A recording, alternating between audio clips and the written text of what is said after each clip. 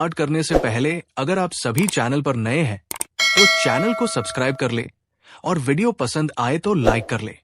खुशहाल, गुलमोहर और अज्ञात तीनों हैरानी से सर डेविड और जॉनसन की तरफ देख रहे हैं और वो दोनों मंद मंद मुस्कुरा रहे हैं। अज्ञात फिर से डेविड से पूछता है, सर यहाँ मेरी हवा निकल रही है और आप स्माइल कर रहे हो, बताओ ना किसने निकाले हैं मेरे अकाउंट में से पैसे। सर डेविड जॉनसन के कंधे पर हाथ रखता है और जॉनसन खड़ा होकर सिगरेट जलाकर अज्ञात की तरफ देखता है और कहता है, मैंने मनी निकाली तुम्हारे अकाउंट से। अज्ञात के पैरों तले जमीन खिसक जाती है और वो कहता है, तुमने? पर कैसे और क्यों? जॉनसन, जो कि सर डेविड की तरह ही एनआरआई है और हिंदी बोलना अच्छे से जानता है, कहता है, मैंने जो ये चश्मा पहना हुआ है इसमें एक स्पेशल कैमरा है जिसने तुम्हारे फेस की फोटो लेकर तुम्हारी सारी डिटेल्स मेरे लैपटॉप पर ट्रांसफर कर दी। I use my hacking skills to get all your details. In short, कुछ सेकंड्स में ही तुम्हारे आधार कार्ड से लेकर बैंक अकाउंट की डिटेल्स मैंने कलेक्ट कर ली और फिर मैंने तुम्हारे अकाउंट से 50 लाख रुपए अपने अकाउंट में जमा कर दिए। मैं चाहता तो और भी पैसा निकाल सकता था, पर तुम्हें देखकर लगा कि अगर इससे ज्यादा पैसे निकाले तो तुम्हें कहीं हार्ट अटैक न आ जाए। सब लोगों के होश उड़ जाते हैं और उन्हें अच्छी तरह समझ आ जाता है कि जॉनसन आखिर चीज क्या है और डेविड उसके सपोर्ट में कहता है, अब समझ आया मेरे चूहे का कमाल। ये कहीं भी घुसकर बिल बना सकता है और सामने वाले को खोखला कर सकता है। बहुत लोगों की कब्र इसने ऐसे ही खोदी है और अब सनी की बारी है। जॉनसन की काबिलियत को देखकर सबको उस पर विश्वास तो हो जाता है, पर अज्ञात अभी भी अपने पैसों के बारे में सोच रहा है और कहता है, मान गए आपको जॉनसन, अब आप मेरे पैसे तो वापस कर दो। वो मेरी डेमो फीस थी, टोकन अमाउंट। वो पैसे तो अब रिटर्न नहीं होंगे, चाहे मुझसे असाइनमेंट करवाओ या नहीं। क्या? ये क्या बात है? इससे पहले कि अज्ञात आगे कुछ बोले, गुलमोहर कहता है, काम तो करवाना है, तुम वो पैसे रख सकते हो, पर अगर काम नहीं कर पाए तो सारी money return with interest. World में ऐसा कोई बैंक अकाउंट नहीं है जो मैं हैक नहीं कर पाया हूं। पहले मैं टारगेट की सारी डिटेल्स लेकर उसे एक मैसेज भेजता हूं लिंक के साथ। अगर उसने उस पर क्लिक कर दिया तो फिर मुझे उसका अकाउंट एम्प्टी करने से कोई नहीं रोक सकता। ये सुनते ही खुशहाल एक्साइटेड होकर कहता है, तो फिर शुभ काम में देरी कैसी, शुरू हो जाओ। किसके अकाउंट को एम्प्टी करना है? ये सुनते ही सर डेविड कहता है, मेहता एम्पायर के मालिक सनी मेहता के अकाउंट को। उसने मुझसे अपनी जान तो बचा ली, पर अपनी रेपुटेशन नहीं बचा पाएगा। एक बिजनेसमैन के लिए उसकी रेपुटेशन से बढ़कर कुछ भी नहीं होता। हम उस पर ही वार करेंगे। कोई भी बड़ा आदमी अपने अकाउंट में बहुत ज्यादा पैसे नहीं रखता, इसलिए हम सनी मेहता के बैंक अकाउंट को हैक करके उसका ज्यादा कुछ नहीं बिगाड़ पाएंगे। मैं चाहता हूं कि तुम सनी मेहता की पर्सनल आईडी को हैक करके खुद सनी मेहता बन जाओ। खुशहाल कंफ्यूज होकर कहता है, मतलब सर डेविड जी, हम लोग इन जेन जी की तरह टेक्नोलॉजी में एक्सपर्ट नहीं है, थोड़ा सिंपल भाषा में समझाओ। प्लान एकदम सिंपल है खुशहाल जी। मान लो अगर कोई सनी मेहता की ईमेल आईडी को हैक करके उसे अपने हिसाब से चलाने लगे तो क्या होगा? अज्ञात कुछ सोचते हुए कहता है, फिर तो वो अपनी मर्जी से बहुत कुछ कर सकता है। एग्जैक्टली, जॉनसन सनी की ईमेल आईडी हैक करेगा और फिर हम उस आईडी से सनी की स्ट्रेंथ को तोड़ने लग जाएंगे। उसके एम्प्लॉइज उसकी स्ट्रेंथ हैं। पहले हम उसके वफादार लोगों को ईमेल्स भेजकर काम से निकालेंगे, फिर वो जिन कंपनीज के साथ डील कर रहा है उन्हें ऐसे मेल भेजेंगे जिससे सनी के रिश्ते उन सब के साथ खराब हो जाएंगे। सबको ऐसा लगेगा कि ये सब सनी खुद कर रहा है, पर सनी के लोग जब इस बारे में उससे बात करेंगे तब तो उन सबको पता चल ही जाएगा कि ये सनी नहीं है और सनी को भी पता चल जाएगा कि उसकी कंपनी में क्या हो रहा है। एब्सोल्युटली राइट, पर ऐसा तब होगा जब सनी तक ये खबर पहुंचेगी। मेरी इंफॉर्मेशन के हिसाब से आज वो अपने दोस्तों और फैमिली के साथ पहली बार वेकेशन पर गया है। उन्होंने अपने जनरल मैनेजर नयन को सब काम सौंप दिया है। अगले 5 से 6 दिन तक सनी और उसकी गैंग चिल मारने के मूड में है और अगर वो काम के बारे में सोचेंगे भी तो भी कुछ नहीं कर पाएंगे। वो कैसे? इस बार अज्ञात के सवाल का जवाब जॉनसन देता है। वो ऐसे कि मैं उसके और उसके सब साथियों के फोन के नेटवर्क को भी हैक कर दूंगा। ना उनके पास कोई कॉल जाएंगे और ना ही वो फोन पर इंटरनेट एक्सेस कर पाएंगे। उन लोगों को लगेगा कि जहां पर वो लोग जा रहे हैं वहां पर नेटवर्क नहीं आता। जब तक उन्हें इस बात का अंदाजा होगा कि सिर्फ उनके ही नेटवर्क के साथ प्रॉब्लम है, तब तक तो हम अपना टास्क पूरा कर चुके होंगे। पूरा खेल समझने के बाद अज्ञात, गुलमोहर और खुशहाल एक दूसरे की तरफ देखते हैं और खुशहाल हैरानी से कहता है, कमाल है यार, क्या जमाना आ गया है। यहाँ से बैठे बैठे ही दुश्मन की रीढ़ की हड्डी तोड़ देंगे। ये आज की जनरेशन बहुत आगे पहुंच गई है। ड्रोन बम गिराते हैं और बाकी काम ये हैकर कर देते हैं। मान गए सर डेविड, आपको और आपके चूहे को। अब बस हमारे कलेजे को ठंडक तब पड़ेगी जब ये काम पूरा हो जाएगा। बिल्कुल पूरा होगा खुशहाल। You just sit down and enjoy the drama. बाकी काम जॉनसन कर देगा। अगले ही पल जॉनसन अपने काम में लग जाता है। दूसरी तरफ इस बात से बिल्कुल अनजान सनी और उसकी गैंग रात में समुंदर के बीच एक यॉट पर बैठकर चांद की रोशनी में डॉल्फिन्स को पानी के बाहर जंप मारते हुए देख रही है। जेसिका और शनाया तो पहले ही यॉट पर आ चुकी हैं, पर बाकी लोगों के लिए ये पहला एक्सपीरियंस है जब सब लोग मजे कर रहे हैं। विकी को सी सिकनेस होने लगती है, उसे उल्टी आ रही है, पर वो जेसिका के सामने अपना इंप्रेशन नहीं बिगाड़ना चाहता, इसलिए किसी तरह से उल्टी को रोके बैठा है और जेसिका से कहता है, मैं पहले भी कई बार यॉट पर जा चुका हूँ, पर आज तक इतना सुंदर नजारा कभी नहीं देखा। Right Vicky, no doubt scenery तो बहुत ज्यादा ब्यूटीफुल है और फुल मून की लाइट में तो और भी ज्यादा अच्छी लग रही है। यू नो जेसिका, सीनरी चाहे कितनी भी अच्छी हो, अगर कंपनी अच्छी ना हो तो कोई फायदा नहीं है। मुझे तो सीनरी से ज्यादा तुम्हारी आंखें चांद की रोशनी में अच्छी लग रही हैं। रोहित और सनी समझ जाते हैं कि विकी फिर से जेसिका पर लाइन मारना शुरू कर चुका है, पर इस बार वो अपने दोस्त की बेइज्जती नहीं करना चाहते और चुपचाप दूर से उसे देखते रहते हैं। तभी विकी को एहसास होता है कि वो और देर तक अपनी उल्टी को नहीं रोक सकता और जेसिका से कहता है, तुम बैठो, मैं अभी आया। विकी जैसे ही उठकर वॉशरूम की तरफ जाने लगता है, रोहित उसे जानबूझकर रोककर कहता है, कहाँ जा रहा है यार, बैठना, थोड़ा टाइम हमारे साथ भी स्पेंड कर ले। विकी दबी आवाज में रोहित से कहता है, रोहित जाने दे यार, मुझे उल्टी आ रही है, यही निकल जाएगी, हट जा। उल्टी क्यों आ रही है? तू तो पहले भी यॉट पर गया हुआ है ना।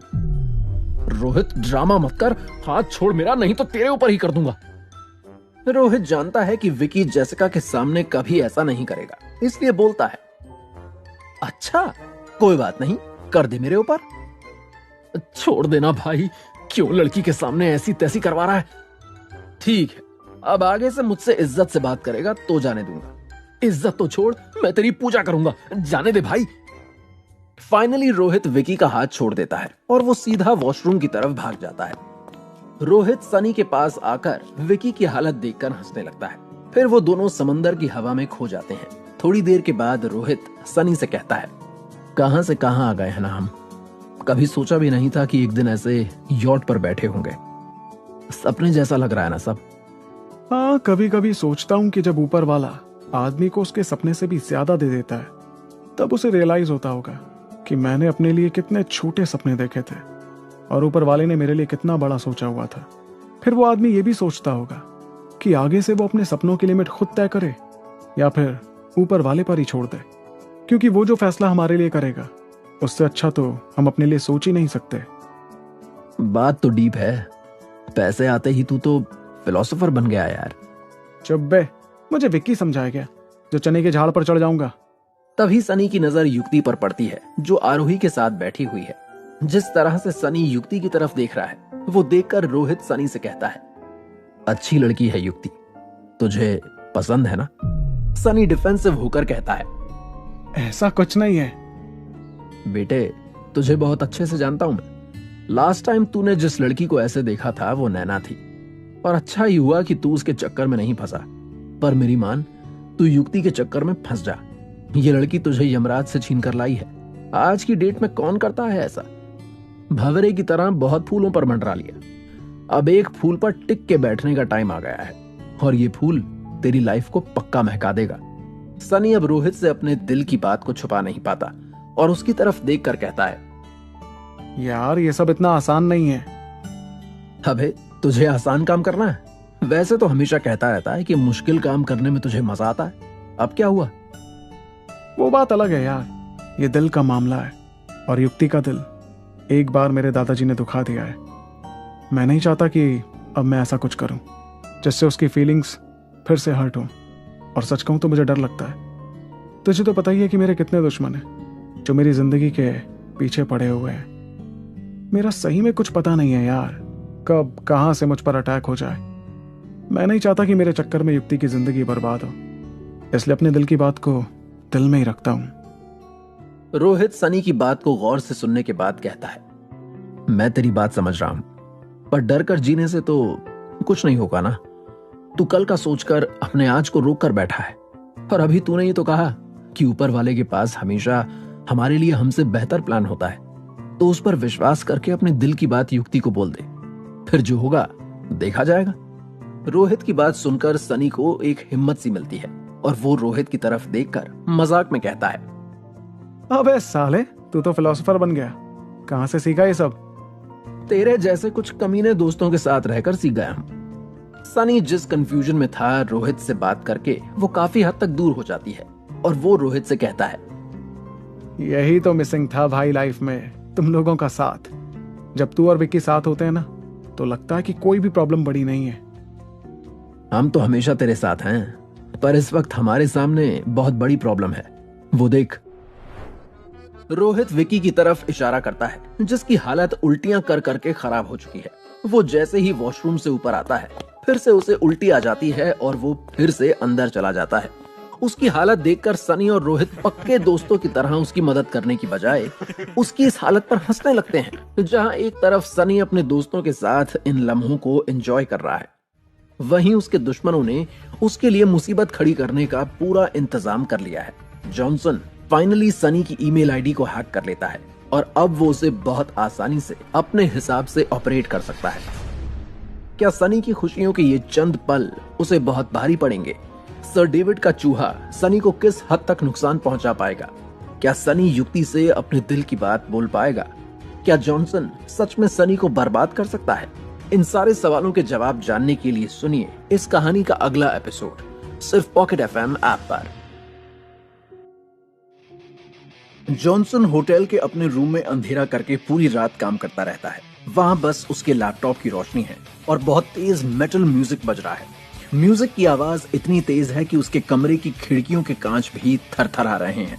अभी सुबह के 7 बजे हैं। खुशहाल, गुलमोहर और अज्ञात, जो कि उसके रूम के पास वाले रूम्स में हैं, पूरी रात सो नहीं पाए हैं।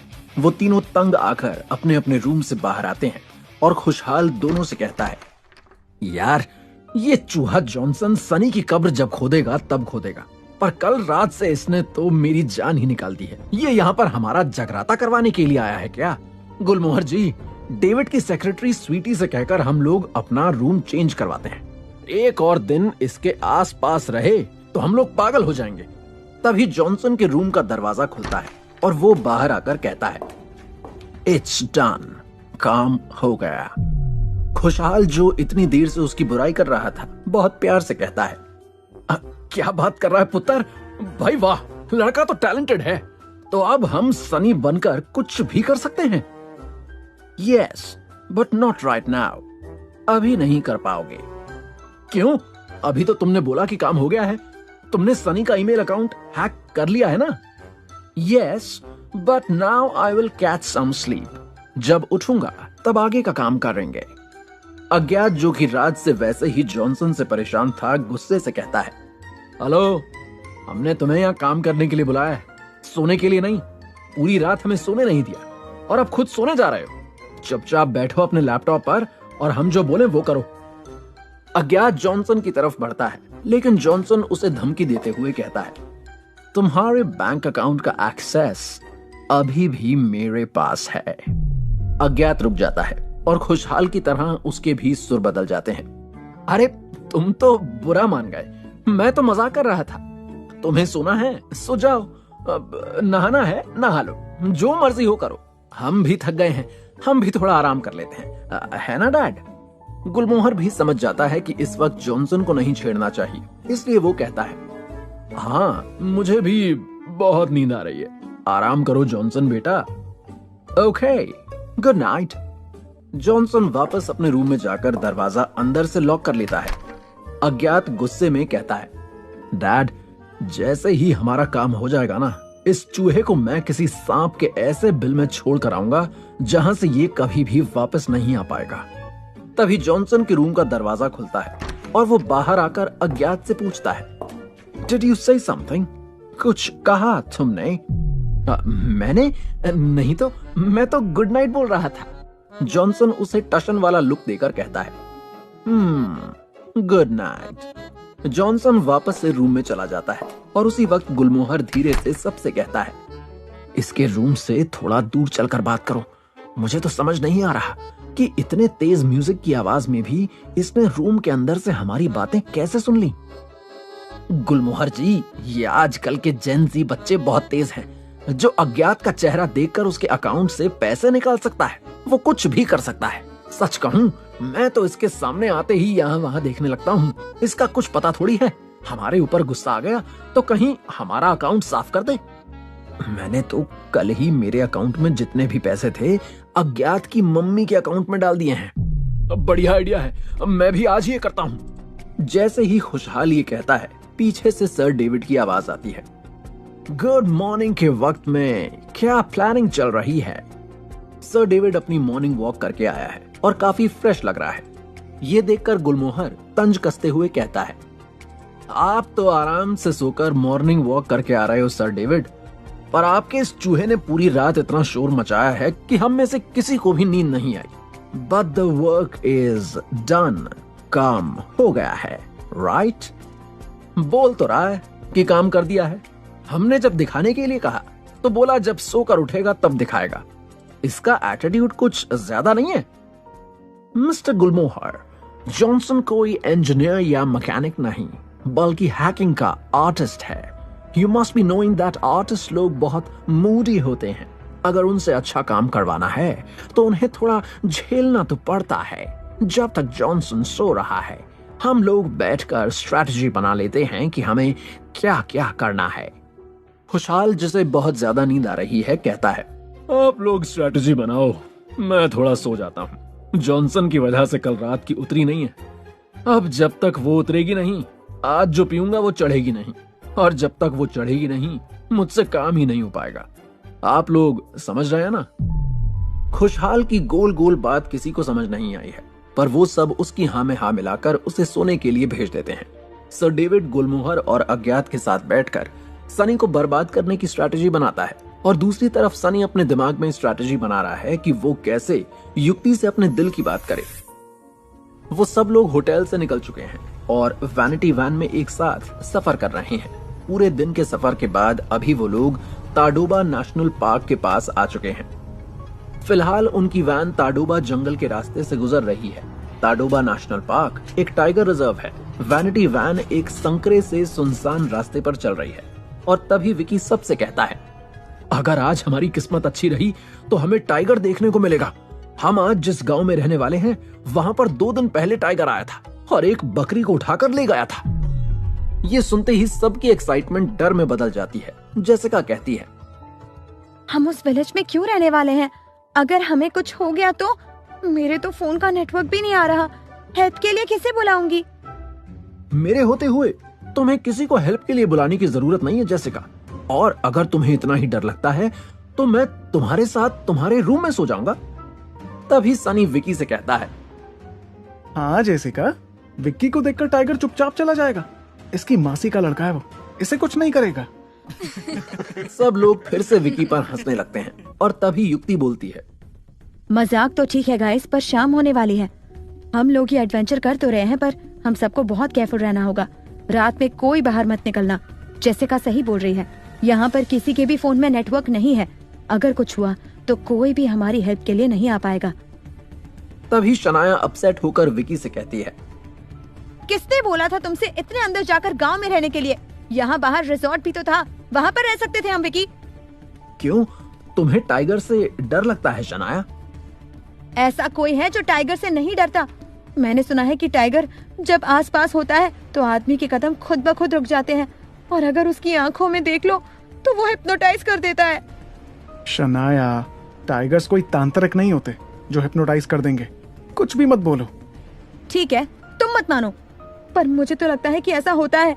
इस विकी के चक्कर में हम सब बहुत बुरी तरह से फंस गए हैं। किसी को भी पैनिक करने की जरूरत नहीं है। हमारे साथ वहां पर गांव वाले होंगे।